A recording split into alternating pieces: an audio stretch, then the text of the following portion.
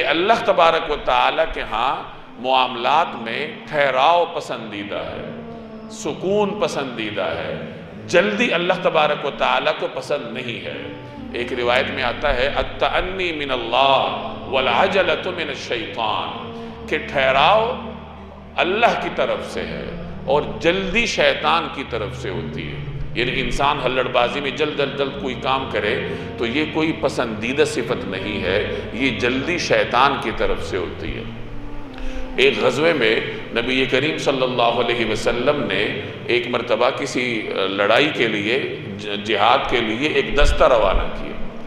حضرت اسامہ بن زید رضی اللہ تعالی عنہ بھی اس دستے میں تھے۔ تو اسامہ بن زید کہتے ہیں کہ ہم نے دشمن کے ساتھ جب جہاد شروع کیا تو حضرت اسامہ اور ایک اور انصاری صحابی وہ دشمن کے ایک آدمی کے ساتھ لڑ رہے تھے۔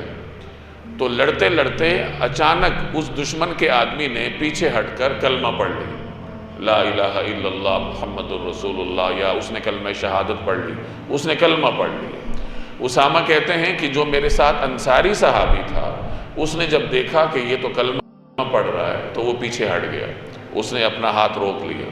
حضرت اسامہ نے یہ سمجھا کہ یہ تو تدبیر کے طور پر کلمہ پڑھ رہا ہے، اگر اس نے مسلمان ہونا ہوتا تو پہلے ہو جاتا۔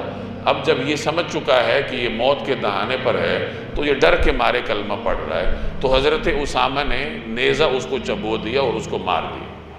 جب یہ لڑائی ختم ہوئی اور صحابہ کرام کا دستہ واپس آیا، نبی کریم صلی اللہ علیہ وسلم کو جب خبر پہنچی تو آپ صلی اللہ علیہ وسلم سخت ناراض ہوئے، اور حضرت اسامہ رضی اللہ تعالی عنہ سے مخاطب کر کے آپ صلی اللہ علیہ وسلم نے کئی مرتبہ یہ ارشاد فرمایا کہ قیامت والے دن جب یہ لا الہ الا اللہ تمہارے مقابلے میں آئے گا تو تم کیا کرو گے؟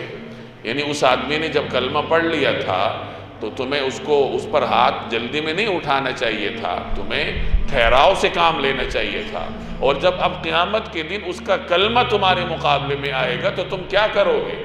اور ایک اور روایت میں ہے کہ جب حضرت اسامہ نے عرض کیا کہ یا رسول اللہ اس نے تو جان بچانے کے لیے کلمہ پڑھا تھا، تو نبی کریم صلی اللہ علیہ وسلم نے فرمایا کہ کیا تم نے اس کا سینہ چیر کر دیکھا تھا؟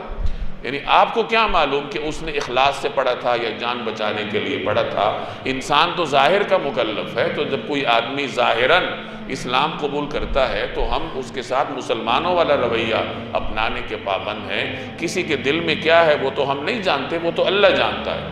تو حضور صلی اللہ علیہ وسلم نے اتنی ناراضگی کا اظہار فرمایا کہ حضرت اسامہ کہتے ہیں کہ مجھے خواہش ہونے لگی کہ کاش میں اس سے پہلے مسلمان ہی نہ ہوتا، میں آج مسلمان ہوتا، چونکہ اسلام سب بڑے بڑے گناہوں کو بھی دھو ڈالتا ہے، تو میں اگر آج مسلمان ہوتا تو یہ گناہ بھی مجھ سے دھل جاتا۔ اب اس واقعے سے ایک پہلو، ایک سبق ہمیں حاصل ہوتا ہے کہ کسی بھی معاملے میں جلد بازی نہیں کرنی چاہیے۔ اس آدمی نے کلمہ پڑھا، انصاری صحابی نے ٹھہراؤ سے کام لیا۔ حضرت اسامہ کو اللہ کے حکم پر عمل درآمد کرنے میں یہ جو بھی تھا تو انہوں نے جلدی میں آ کے اس کافر کو جس نے کلمہ پڑھا تھا اسے قتل کر دیا، تو پھر اس طریقے سے ان کو وبال بھگتنا پڑا۔ اسی طرح قرآن کریم ہمیں حکم دیتا ہے کہ جب تمہیں کوئی خبر پہنچتی ہے تو اس کی تفتیش کر لیا کرو، کوئی بھی بات پہنچنے پر فوراً اس پر رد عمل نہ دیا کرو، کیونکہ اگر تم اس طریقے سے ہر خبر پر فوری رد عمل دو گے تو عین ممکن ہے کہ جلد بازی میں تم کوئی ایسا کام کر بیٹھو جس کا خمیازہ آپ کے لیے بڑا بھاری ثابت ہو، جس کی قیمت آپ کو بھاری ادا کرنی پڑے، جس کا تاوان آپ کے لیے مشکل ہو جائے۔ تو جلد بازی کسی بھی معاملے میں اللہ تبارک و تعالیٰ کو پسند نہیں ہے۔ اللہ تبارک و تعالیٰ کو بھی ٹھہراؤ پسند ہے۔ نبی کریم صلی اللہ علیہ وسلم نے بھی امت کو اسی کی تعلیم دی۔